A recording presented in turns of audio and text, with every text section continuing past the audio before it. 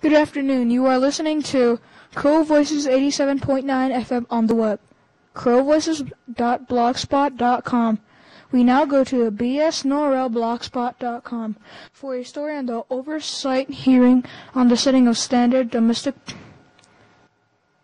policy implications on the UN Declaration on the Rights of Indigenous Peoples. Friday, June 10th, 2011. U.S. I'm just going to start already. Washington, the U.S. State Committee on the Indian Affairs conducted a controversial hearing on the Declaration on the Rights of Indigenous Peoples on Thursday. Few people in the Indian country who are responsible for the creation, who are pressing for the implementation of the Declaration, were formed and invited to testify. Native Americans who were not invited to testify. The hearing includes indigenous rights groups fighting for the protection of the land and natural resources. The Senate hearing began with a controversial address by Senator Al Franken of Minnesota, pointing to Indian countries and natural resources and need to develop energy. It indicates that some view the Declaration as means to pursue exploitation of natural resources, which includes power plants, mining, and drilling in Indian country. Senator Franken in Indian country represents 5% of the landmass and 10% of most natural energy resources. Senator Franken, there are opportunities for wind and solar conventional resource development. He said tribal leaders tell him hurdles in financing, regularity, hurdles in energy development. The testimony comes as many American Indian councils continue to exploit natural resources, while grassroots Indian visit to protect their Mother Earth have harmful defects caused by the coal. Okay, just checking this sound check. Certain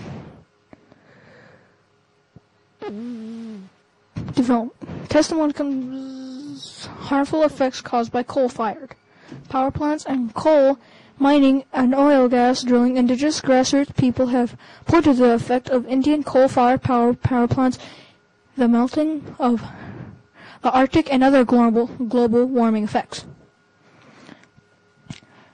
The hearing did include an excellent video from Indian country. Native grassroots groups are also fighting the loss of Indian water rights and excessive use of water. In the power plants and energy development, the Navajo Nation throughout the Indian country. Further, they point to a country poised with water, air, soil, and Indian country, resulting in widespread health problems and form pollution. The hearing did include an excellent video from throughout the Indian country. A message from Drona was not killed in Pakistan, referring to the code name during Osama bin Laden attack. He was produced by filmmaker Ryan Redcorn, Osage, and Dallas Goldtooth, the Indigenous Environmental Network. During his testimony, Redcorn described how Indian women are being pressured to become sterilized in the past and even today, describing the land jurisdictions and crime which makes lives difficult. Redcorn said he wants to live during an era of human rights. Senator Daniel Aka of Hawaii, chair of Senate Committee, began the hearing on Thursday with reference to Brian Redcorn's film Smiling Indians and discussed the images which portray indigenous peoples. As Native people, and it's important to tell our own stories, Senator Aka told a hearing he spoke of indigenous rights and holding ourselves in the world accountable. During the land rights, self-government, and U.S. Indian nations consult were key issues. Senator Aka said the hearing was to be held to determine an additional legislation needed for implementation of the Declaration. He questioned the current federal law was adequate to ensure rights within the Declaration.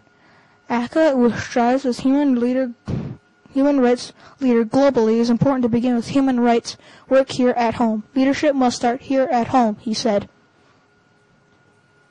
The Senate committee is announcing in its announcement of hearing the hearing viewed the declaration as international policy goal. However, it's far from standard hope for by indigenous people. The declaration resource and rights would be guaranteed from federal courts if the declaration is honored as a legal document. U.S. and Canada had the last two countries in the world who voted against the declaration at UN finally voiced to support it. However, the U.S. and Canada included language designed to prevent declaration from being used as a legal document to ensure Indian rights. During the hearing, Senator Franken questioned the lack of Indian school construction in the U.S. Lack of funding Indian schools constructions in the U.S., he said, is a great deal of frustration by the Indian leaders over bureaucracy caused by the BIA.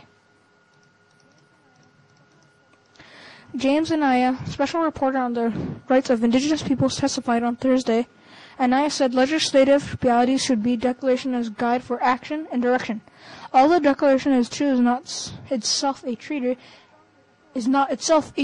is strongly authoritative statement that builds on the provisions of multiple human rights.